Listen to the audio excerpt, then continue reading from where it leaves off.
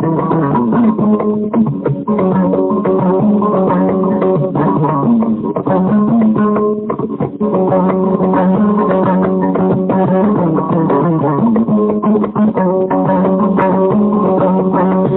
Monsieur, le décryptage de la 3e édition de l'actualité, c'est en compagnie de Hervé Kabouré. Bonjour. Alima Kansaï, bonjour.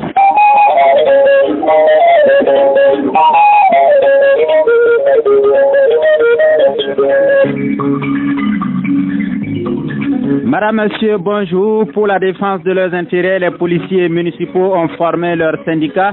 Le collectif des policiers municipaux du Burkina, créé au mois de février, a été présenté à la presse ce matin. Les forces vives de la nation étudient les conditions de rémunération des agents de la fonction publique, une démarche voulue par le chef de l'État, Roch-Marc Christian Kaboré. Pour en parler, nous recevons dans cette édition le ministre en charge du département, professeur Séni Mamadou Ouedraogo. Bonjour. Bonjour, monsieur. Avec vous, il sera question de l'assurance maladie universelle également et du guide de description des postes de travail validé hier en atelier. Les enfants travaillant dans des sites aurifères ou objets de traite interpellent les parlementaires burkinabés. Le réseau des parlementaires burkinabés pour la protection des droits de l'enfant est en séminaire depuis hier à Ouagadougou pour trouver les stratégies d'une lutte efficace contre le phénomène. 19e journée du Faso Foot, l'ASFB a conforté sa place de leader et on en parle dans l'actualité des sports avec Sirik Idramé. Madame, Monsieur, une fois de plus, bonjour et bienvenue aux 13h de Radio Burkina. Avant de développer ces titres, des bandits ont attaqué le poste de contrôle des eaux et forêts situé à Nassoubou, dans la commune rurale de Matiakwali, province de Gourma, dans la nuit d'hier à aujourd'hui. Ils auraient emporté 2 motos, selon un témoin contacté par nos confrères de la RTB2 Est. Et puis le procès ministère public contre le général Gilbert Diendéré et 83 autres reprend le 21 mars prochain, toujours dans la salle des banquets de Ouagadougou et reste public. Information du procureur près le tribunal militaire de Ouagadougou. Le procès avait été suspendu le 27 février dernier. Une nouvelle structure syndicale vient de voir le jour. Il s'agit du collectif des policiers municipaux du Burkina créé le 13 février 2018. Il a pour objectif général la défense des intérêts de ses membres. Le bureau exécutif a animé une conférence de presse ce matin à Ouagadougou pour présenter la structure. Les précisions de Awa Sylvie Bilgo. Le collectif des policiers municipaux du Burkina, selon son secrétaire général, entend lutter pour la sauvegarde et l'élargissement des libertés démocratiques et collectives, contribuer à la formation de ses membres et renforcer la collaboration avec les autres organisations des collectivités territoriales. Mamadou Compaoré ajoute que cette structure syndicale va aussi créer des structures à caractère social en faveur de ses membres. Des défis que compte relever le collectif et cela dans l'unité, le travail et la discipline, a souligné le secrétaire général Mamadou Compaoré. Le collectif des policiers municipaux du Burkina, qui existe depuis le 13 février 2018, est né de la volonté des travailleurs de la police municipale en vue d'améliorer leurs conditions de vie et de travail. Il sera dirigé durant les 3 prochaines années par un bureau exécutif de 12 membres.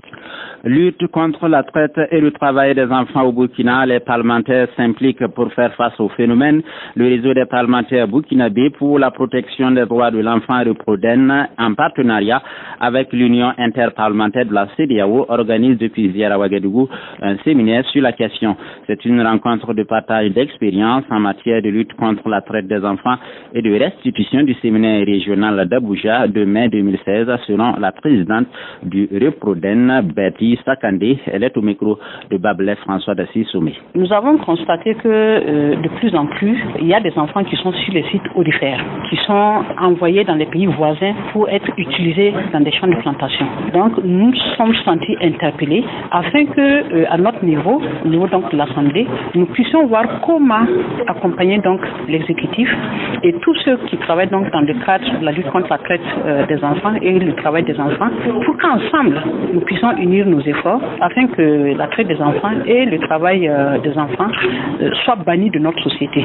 Nous avons dans un premier temps la restitution d'un atelier que nous avons eu dans le même cadre à Abuja, organisé donc par l'Union interparlementaire et le Parlement de la CEDEAO.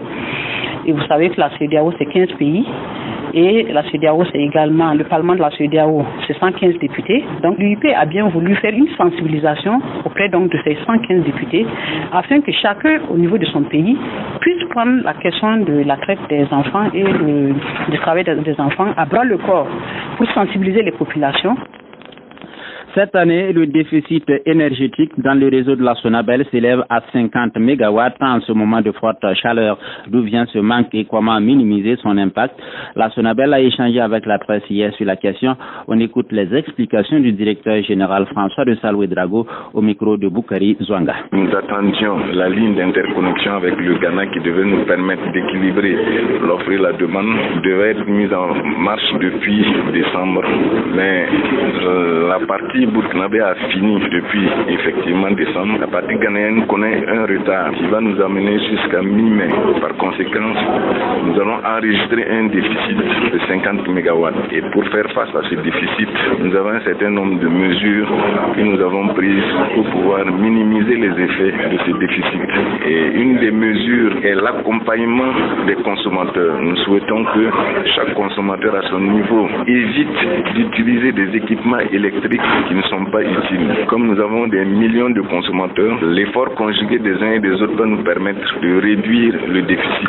Nous avons demandé aussi l'accompagnement d'un certain nombre d'autoproducteurs, des gros clients qui ont des équipements, des centrales qui peuvent satisfaire leurs propres besoins, de s'effacer pendant cette période, et ils ont accepté. Et certains gros clients aussi qui peuvent déporter leur période de production et éviter les périodes de fortes contraintes. Ils ont accepté aussi, et c'est l'occasion pour nous de leur dire merci pour cet esprit citoyen. La vie des détenus de la maison d'arrêt et de correction de Ouagadougou dévoilée au public à travers un film. Le réalisateur Janusz Mrozowski, après 2 mois d'immersion à la Mako, a projeté le film hier, une œuvre qui présente le quotidien de la prison pour faire comprendre aux Burkinabés ce qui s'y passe. Le reportage de Anan Nebié et Sibri Charles Saint-Paul. Bonne arrivée à la Mako, Pape François, c'est le titre du film d'1h30 qui a été tourné entre les murs de la maison d'arrêt et de correction de Ouagadougou. Par ce film, Janusz Mrozowski, le réalisateur, entend faire voir aux Burkinabés les conditions de vie des détenus à la Mako. Le film parle du quotidien de la Mako. Les détenus et le personnel s'adressent directement au pape par l'entremise de la caméra à l'occasion justement du jubilé des prisonniers qui a eu lieu le 6 novembre 2016. Après la Mako, le film sera également diffusé sur les grands écrans de Ciné Burkina. Zakaria Yigné, le gérant de Ciné Burkina, salue l'initiative. Je crois que la prison, on a dit maison d'arrêt et de correction. Donc je pense qu'il faut travailler à les insérer dans la société. Et moi, si j'ai accepté d'accompagner dans ce projet, c'est parce que je me dis que je dois apporter ma contribution. Je crois que nous ne devons pas rejeter, c'est des frères et des sœurs qui sont là. Nous devons chacun à son niveau contribuer à les insérer dans la société active pour la construction de la nation. En attendant d'autres actions futures pour l'amélioration des conditions de vie des détenus dans les prisons du Burkina Faso, ce film s'inscrit dans le cadre d'une campagne nationale dénommée « Au Burkina, on respecte les prisonniers », a précisé le réalisateur Janusz Mrozowski. Autre actualité avec vous, Aruna Sana, le président du Faso vient d'arriver à New Delhi en Inde pour prendre part au sommet sur l'énergie solaire. Le président Roch-Marc Christian Kabore vient d'arriver dans la capitale indienne. Il prendra part demain au sommet de l'Alliance solaire internationale qui se tient demain et lundi à New Delhi. L'Alliance vise à accélérer le déploiement de l'énergie solaire dans les 121 pays à fort ensoleillement, dont le Burkina Faso. Paris et New Delhi ont affirmé aujourd'hui leur objectif de débuter la fin 2018 les travaux pour la construction en Inde de la plus grande centrale nucléaire du monde avec 6 réacteurs. Le président français est en visite en Inde et va prendre également part à ce sommet de l'Alliance solaire internationale. 4 militaires maliens ont péri hier dans l'explosion d'une mine dans le centre du pays. Ils revenaient d'une opération contre une base de djihadistes présumés. L'opération a permis de neutraliser une dizaine de terroristes. Des hommes armés soupçonnés d'être des éleveurs de bétail ont tué au moins 5 personnes dans l'état de Plateau, dans le centre du Nigeria, dans le dernier épisode en date de conflit opposant les éleveurs nomades aux cultivateurs sédentaires. C'est la police qui a rapporté l'information. informations. Ce matin, toujours au Nigeria, une suspension de l'aide humanitaire a été prolongée dans la localité de Rana au nord-est du pays. 3 employés nigériens de l'ONU ont été tués dans cette localité au début du mois lors d'un raid des islamistes du groupe Boko Haram.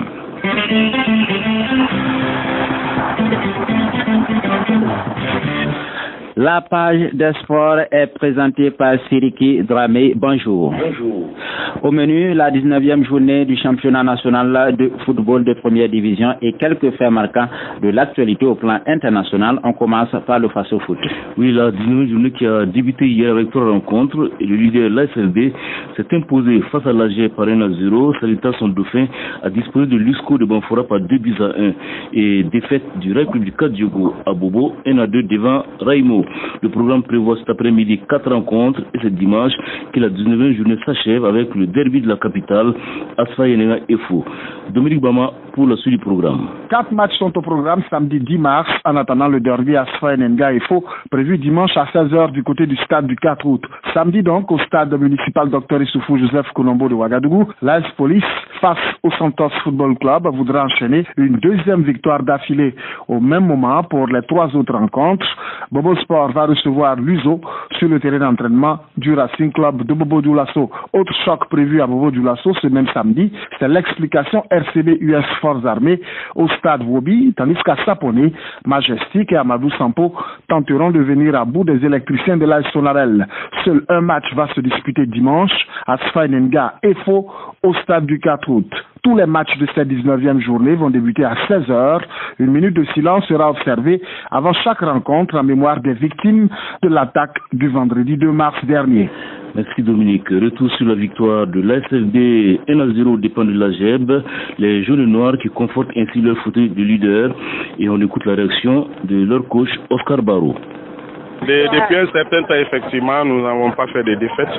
Je pense que nous sommes dans une phase ascendante où nous arrivons à garder tout notre calme et toute l'humilité qu'il faut. Et parce que le match d'aujourd'hui n'était pas un match du tout facile. C'était beaucoup de tactique contre une équipe très bien organisée et qui tient bien les ballons, qui joue très bien au ballon. Donc, elle nous a posé beaucoup de difficultés. On remercie le Seigneur pour nous avoir permis de gagner ce match au bon moment et vers la fin. Et le secret, c'est le travail, c'est la confiance en soi et c'est l'organisation. Je pense que c'est la qualité aussi des joueurs et c'est la qualité du management et c'est également le soutien inébranlable des supporters et de l'encadrement et des dirigeants qui fait qu'aujourd'hui nous sommes en train de quand même caracoler en tête du championnat aujourd'hui. Et les ambitions, c'était d'abord le maintien. On a eu le maintien, si j'ai pu m'exprimer ainsi. Le reste, nous allons jouer et essayer de donner le maximum que nous avons et attendre la dernière journée pour voir ce qui va se passer. Si il se passe qu'on joue les premiers rôles, ça serait de bon augure, mais d'office, nous sommes très humbles, nous allons jouer parce que nous avons des gros calibres dans ces championnats. Il y a les RCK, il y a le Racing, il y a l'Étoile Filante qui sont tous à notre trousse. Je pense qu'il ne faut pas se prendre la tête, il faut rester humble et travailler et croire en soi. Je pense qu'on aura notre salut à la fin du championnat. Oscar Baron, entraîneur de l'ASFB en Europe, c'est le choc de la 30e journée qui se déroule actuellement au niveau du championnat d'Angleterre, donc entre Liverpool et puis Manchester United qui mène déjà qui mène 2-0 lorsqu'on est entré en studio devant l'équipe, donc les Red Devils. Et en Afrique, l'information a été dévoilée hier. Le Tour cycliste du Cameroun qui devait débuter aujourd'hui a été annulé pour des raisons financières. Le 16e Tour cycliste du Cameroun devait se disputer sur 8 étapes du 10 au 18 mars. Et donc, c'est aujourd'hui jusqu'à la semaine prochaine. Une dizaine d'équipes d'Europe et du continent étaient attendues à cette compétition. L'association des comités nationaux olympiques d'Afrique l'ACNOA cherche un remplaçant à la Guinée équatoriale pour l'organisation des Jeux africains 2019. La Côte d'Ivoire a manifesté son intérêt d'organiser les 10 Jeux à travers son ministre des Sports, François Amicha, qui s'exprimait hier sur la question dans un entretien accordé à RFI. Les derniers Jeux africains ont eu lieu à Brazzaville en septembre 2015. Eh bien, on va donner un nouveau aux auditeurs à partir de 15 ans pour la suite. L'actualité sportive à travers Sport Panorama, dont je vous laisse en compagnie de notre invité. Quand l'information est votre météo, la RTD est le thermomètre. Place à l'invité de ce 13h qui est le ministre en charge de la fonction publique, professeur Seyni Mahamadou Ouedraogo. Bonjour. Bonjour. Il sera question avec vous des discussions en cours pour repenser le système de rémunération des agents publics de l'État ainsi que de l'assurance maladie universelle et des innovations du département pour une fonction publique plus moderne et engagée au service des usagers. Monsieur le ministre, le 28 février dernier, le Premier ministre a remis aux forces vives de la nation un document qui fait l'état des lieux des rémunérations des agents depuis 1999. Concrètement, quel est le contenu de ce document? Merci, monsieur, pour l'invitation. Je remercie la radio-télévision burkinabé qui nous donne l'occasion de parler d'un mécanisme assez essentiel du gouvernement. Comme vous l'avez dit, le chef de l'État avait annoncé dans son discours de fin d'année la nécessité d'avoir une approche collective des revendications salariales. Et donc, c'est dans ce sens qu'il a instruit le gouvernement du Premier ministre Paul Kaba-Keba a engagé avec les forces vives de la nation une rencontre autour de cette question.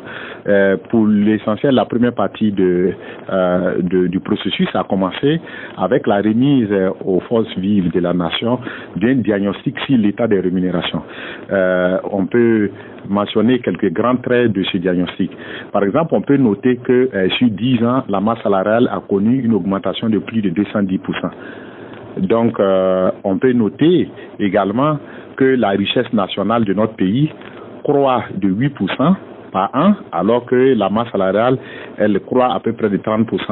Pardon, les effectifs croît à peu près de 30% par an. On peut noter que on a passé plus de la moitié de nos ressources propres, c'est-à-dire ce que la douane, les impôts et le trésor mobilisent, qui est à peu près pour l'année passée à peu près à 1500 milliards. On a dépassé le cap de plus de 50% de ce montant-là qu'on utilise pour payer uniquement que les salaires. Donc, ce constat a permis aussi de montrer les possibilités qui existent. Donc, dans cette perspective, le diagnostic a fait ressortir, par exemple, la masse salariale des ministres sur les 10 ans. On a pu, par exemple, faire porter au public un certain nombre d'informations qui étaient méconnues. Par exemple, que de ce qui est prévu dans le décret sur le traitement des ministres, un ministre au Burkina, il gagne à peu près 1 150 000 et que ce principe, il est sorti des dérogations. Parce que quand vous avez des ministres qui étaient au secteur privé, ils étaient dans des organisations internationales, etc., ils avaient un salaire. Donc, quand ils viennent, à défaut de les payer plus, il faut payer ce qu'ils touchaient. Donc ça, c'est un principe, c'est une exception qui est normale suivant les règles qui ont été posées. Donc dans le document, vous verrez que on fait porter au Burkinabé que le président du Faso, par exemple, il touche 2 500 000. Ça ne doit pas être des questions qui soient tabous. Et donc, on montre aussi que il y a des sommes qui n'ont pas pu être recouvrées. Et on essaye de montrer sur les 10 années les sommes que l'État burkinabé, des gens qui doivent à l'État, donc les créances de l'État qui tournent à peu près à autour de 400 milliards.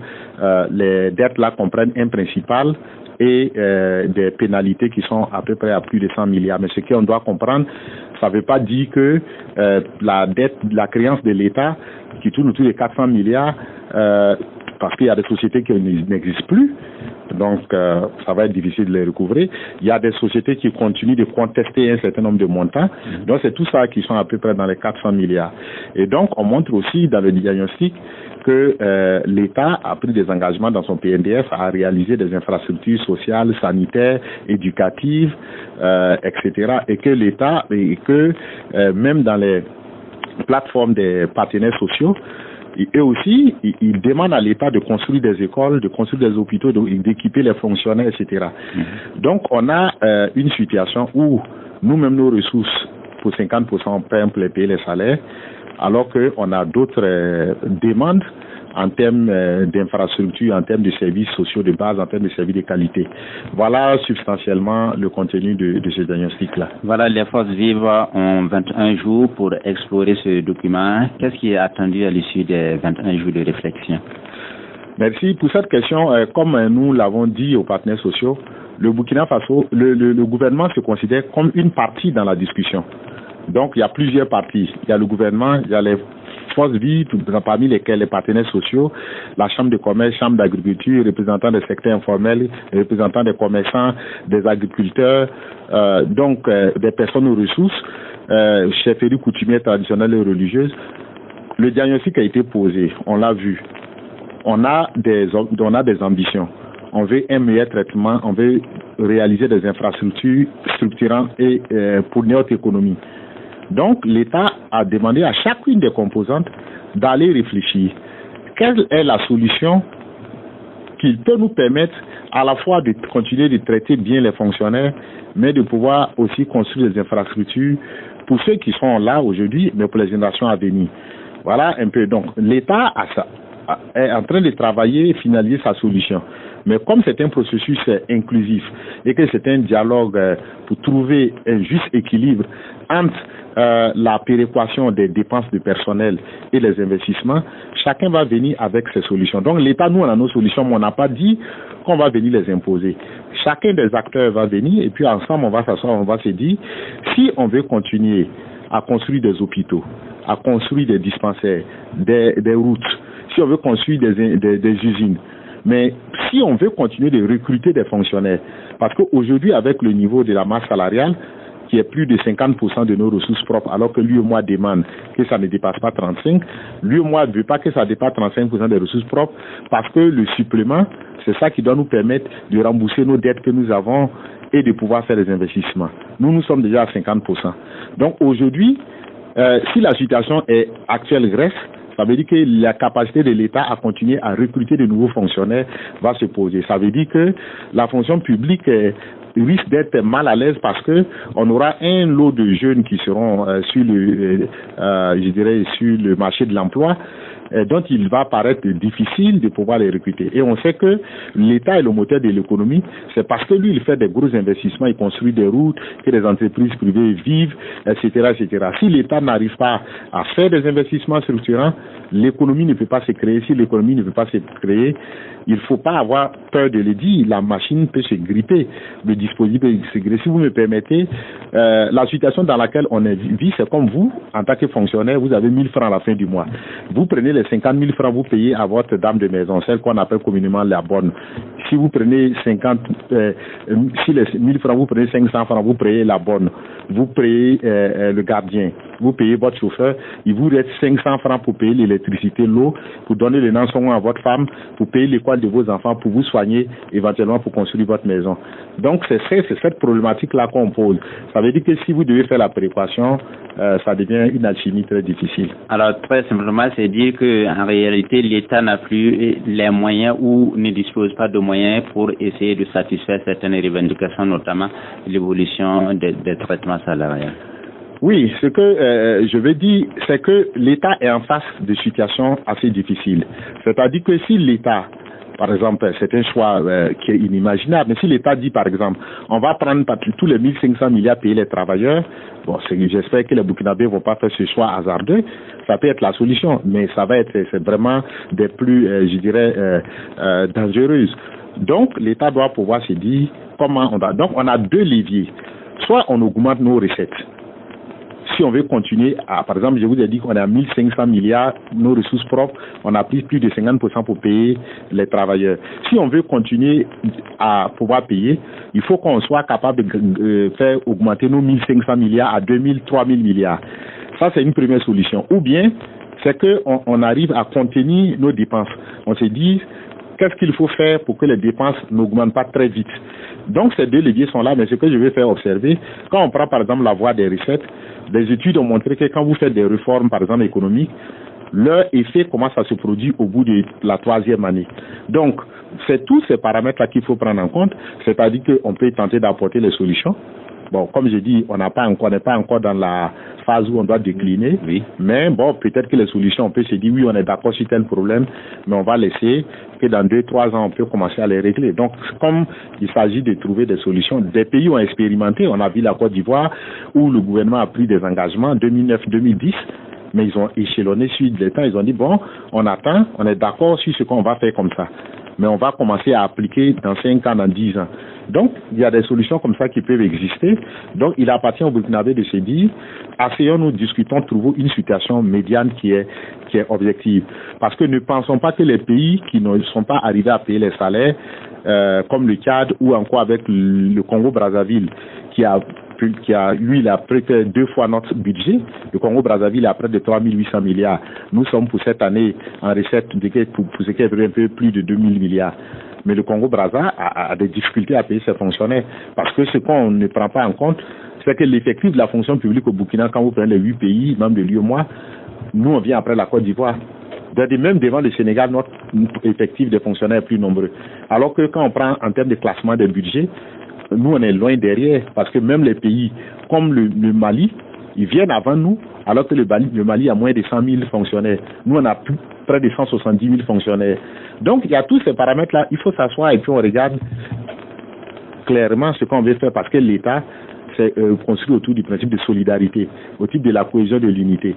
Si on fait éclater ces principes-là, on peut se retrouver un jour où on n'est pas capable de payer les salaires des fonctionnaires. Voilà, Monsieur le ministre, dans ces concertations annoncées par le chef de l'État en fin d'année 2017, on a tantôt parlé de remise à plat qui a fait couler beaucoup de salive.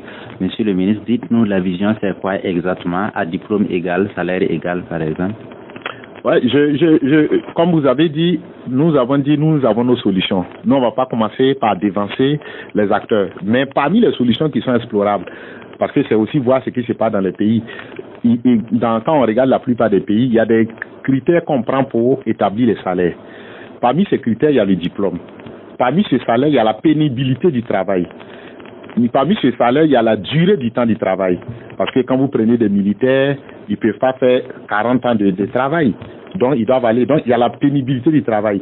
Il y a la dérogeabilité du travail. Vous, les journalistes, vous êtes là, vous êtes obligés de travailler jusqu'à 22h, 23h, comme l'enseignant du primaire. Même les jours fériés. Même les jours fériés. L'enseignant du primaire, quand il rentre à la maison, il faut qu'il fasse le cahier, parce que demain, le conseiller va corriger. Donc, dans tous les pays, il y a ces éléments. Il y a le critère, par exemple, du résultat. On a besoin qu'on ait beaucoup d'argent. Donc, il peut y avoir, comme dans certains pays, une prime au résultat, où on demande par exemple aux financiers, si vous nous en faites rentrer par exemple 3 000 milliards parce qu'on a besoin de 3 000 milliards, on va vous donner tel pourcentage. C'est pas un sujet tabou, ça existe dans les pays. Donc c'est à nous de nous asseoir, de faire la combinaison de tous ces critères-là pour voir objectivement comment maintenant, bon, si on regarde, la clé d'entrée, c'est-à-dire le premier critère objectif peut être le diplôme, mais auquel il faut arrimer des autres paramètres. Alors, Monsieur le ministre, pensez-vous que les résultats de ces réflexions-là pourront réellement atténuer la fronde sociale? Je suis optimiste, je vais être optimiste parce que, comme on a dit, ceux qui sont dans la fronde sociale sont des Burkinabés. Et je veux espérer avec eux que, comme on a invité tout le monde viendra à la table de la négociation. Et je veux déjà me féliciter de ce que certains syndicats aient décidé, après les doubles attentats du vendredi surpassé, vendredi 2 mars, il y a des syndicats qui ont dit, nous suspendons nos activités, c'est-à-dire nos sittings et grèves, pendant 1 mois. Ça veut dire qu'on a affaire à des acteurs qui ont une haute conscience de ce que c'est parce que l'État tient debout qu'on continue de revendiquer. Parce que vendredi 2 mars, là, vous et moi, ce que nous avons cherché à faire, c'est de nous abriter, en attendant que nos forces de défense et de sécurité renvoient la paix. Donc, on comprend que c'est parce que l'État est debout, il existe qu'on revendique. Donc, il faut qu'on ait de la responsabilité pour ne pas qu'on fasse coucher l'État. Parce que si l'État est déliquescent, si l'État n'est plus debout, ça veut dire que chacun de nous va devoir regagner son village. Actualité oblige, Monsieur le ministre, ce vendredi, il y a eu un atelier de validation d'un guide de description des postes de travail. Qu'est-ce qui va changer dans la gestion des ressources humaines avec ce guide-là? L'avantage de ce guide de description des postes, c'est de permettre à chaque agent de pouvoir savoir quelles sont les tâches qui sont attendues de lui quand il vient au travail. C'est ça l'objectif. Le principe avait été posé dans l'article 2 de la loi 013 sur le statut juridique des fonctionnaires. Mais malheureusement, il n'y a pas eu de description qui permet de dire, par exemple, une secrétaire, quand elle est au bureau, elle doit recevoir les courriers, elle doit enregistrer, elle doit faire ceci, cela. Donc il s'agit de définir pour les emplois de fonction, les emplois du support, de définir clairement ce que chaque acteur doit faire. En principe, ça c'est un mécanisme qui fonctionne dans toutes les organisations. Ça veut dire que si vous voulez créer votre entreprise, vous allez pouvoir dire, bon, quand je vais créer mon entreprise, je dois pouvoir avoir un bureau qui reçoit les gens. Je dois avoir un bureau où on doit payer l'argent ou bien qui doit payer. Je dois avoir par exemple un bureau où on doit pouvoir faire les réunions. Et donc quand vous allez décliner, vous allez définir dans chaque bureau là ce qu'on doit pouvoir faire comme activité. Et c'est à partir de ça vous créez et puis vous recrutez. Donc c'est comme ça que l'État doit faire. L'État doit pouvoir définir, je suis à la radio, j'ai besoin d'un journaliste parce que à 13h il faut présenter le journal. Il faut qu'il y ait des gens, des journalistes sportifs, voilà, il doit aller couvrir les événements sportifs, il doit faire des comptes rendus, il doit donner les informations. Donc c'est un peu ça l'idée. Donc c'est dire que l'agent de la fonction publique sera apprécié par rapport à la mission qui sera identifiée avec ce guide-là. Voilà, donc ça veut dire qu'une fois que les tâches, les activités que chaque agent doit accomplir est définies, il s'agit maintenant de regarder la performance de chaque agent par rapport à ce qu'il doit faire. Si vous devez être dans une caisse pour collecter de l'argent, on va vérifier en fonction de ce qu'on attend de vous, si vous avez atteint les performances attendues. Voilà, autre chantier de votre département, c'est l'assurance maladie universelle. Le Conseil des ministres du 1er mars l'a adopté. Comment sera-t-elle mise en œuvre? Je crois que la question de l'assurance maladie universelle, l'AMU, est une question fondamentale, je dirais, de notre État. Ça a été une recommandation forte de plusieurs organisations internationales, dont la CIPRES. C'était un dossier qui a commencé depuis 10 ans environ, mais le dossier a connu une véritable accélération depuis après les élections. Aujourd'hui, nous sommes passés à la phase d'adoption de la caisse d'assurance maladie, et la seconde phase qui va suivre les semaines à venir, c'est l'adoption du statut de cette caisse. Donc avec la caisse, la mise en place de la caisse, on va passer à l'opérationnalisation. Il s'agira maintenant de définir quelles sont la part de contribution.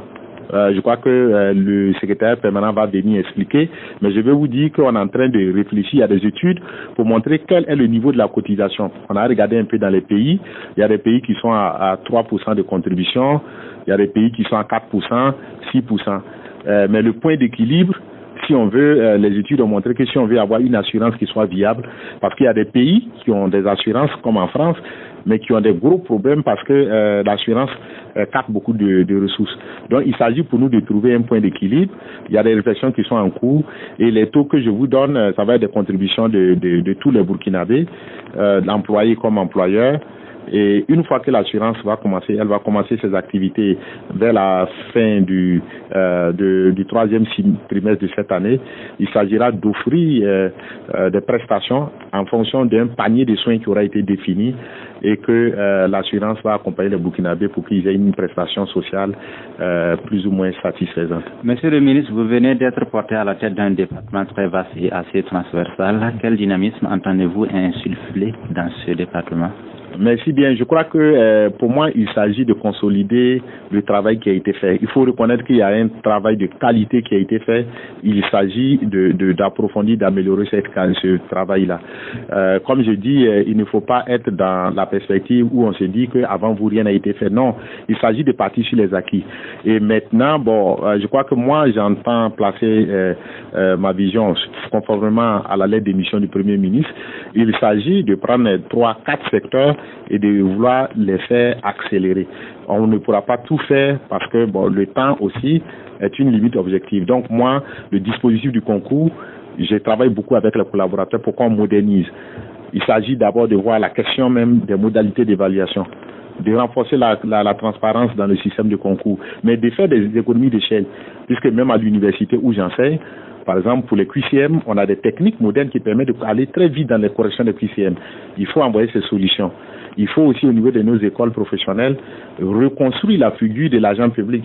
Et ça, donc, dans nos écoles professionnelles, comme les NAM, etc., il y a un gros travail à faire. Il s'agit aussi de simplifier les procédures administratives. La simplification, c'est leur identification, leur dématérialisation, et puis l'automatisation, de sorte que pour un certain nombre de procédures, l'agent public soit chez lui, et puis à partir d'Internet, il puisse faire un ensemble de procédures. C'est un mécanisme qui est assez ambitieux, mais il est long. C'est pourquoi j'ai dit, on ne va pas tenter de vouloir refaire le monde. Il s'agit de prendre 3-4 grands piliers et de voir dans ces aspects-là comment on peut apporter de l'amélioration. Merci d'avoir accepté notre invitation. C'est moi qui vous remercie. Voilà, je rappelle que nous recevions pour vous le ministre en charge de la fonction publique, professeur Seyni Mamadou Ouedraogo. Avec lui, il a été question des réflexions sur le système de rémunération des agents publics de l'État, de l'assurance maladie universelle ainsi que du guide de description des postes de travail au niveau de la fonction publique. Augustin Zabsonre et Amouya Saint-Yambouego ont coordonné techniquement cette édition. Aruna Sana était